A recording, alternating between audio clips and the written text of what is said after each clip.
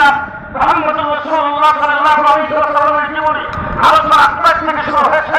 রূহের জগতে আল্লাহ পাক একটা জনসভা আহ্বান করেছেন। সেই জনসভায় আল্লাহ প্রশ্ন করেছেন, আলাস্তু বিরাব্বিকুম, আমরা বলছি বালা। জনসভা খতম হয়ে গেছে, আরেকটা সেমিনার আহ্বান করেছেন। সেখানে আল্লাহ পাক ঘোষণা করেছেন, নবুয়তের টিকেটটা বেশি দিয়েছি, তারা ছাড়া সেখানে কেউ প্রবেশ করতে পারবে না।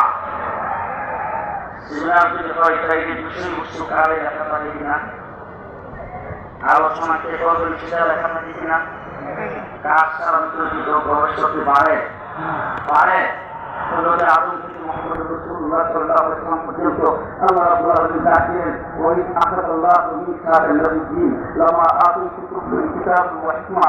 রূহের জগতে আল্লাহ পাক সেখানে সেমিনার করেছেন। ওই সেমিনারের সমস্ত নবীরা সেই জায়গার মধ্যে গিয়েছেন, যারা নবুয়তের টিকেট প্রাপ্ত ওই জায়গার মধ্যে গেছেন। মির্জা গোলাম কাদিয়ানী যেহেতু নবুয়তের টিকেট প্রাপ্ত না, সে কিন্তু ওখানে যেতে পারে না।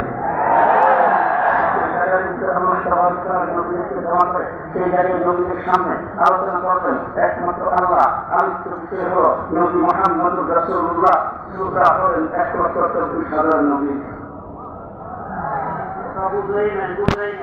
আলোচককে রাব্বুল আলামিন, আলোচনার বিষয় হল রাহমাতুল লিল আলামিন। আলোচনার শ্রোতা হলেন আদম থেকে ঈসা পর্যন্ত 1,24,000 নবী। সেই জায়গার ভিতরে আল্লাহ পাক আলোচনা করেছেন, লামা আতাইতুকুম মিন কিতাবিন ওয়া হিকমা।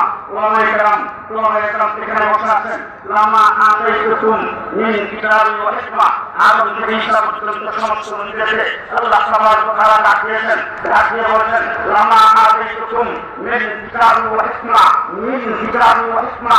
মিন এই জায়গার মধ্যে ব্যবহার করে আল্লাহ পাক যা বলে দিচ্ছেন, কিতাব এবং হিকমত থেকে কিছু কিছু আদম থেকে ঈসা পর্যন্ত সমস্ত নবীদেরকে দেওয়া হবে।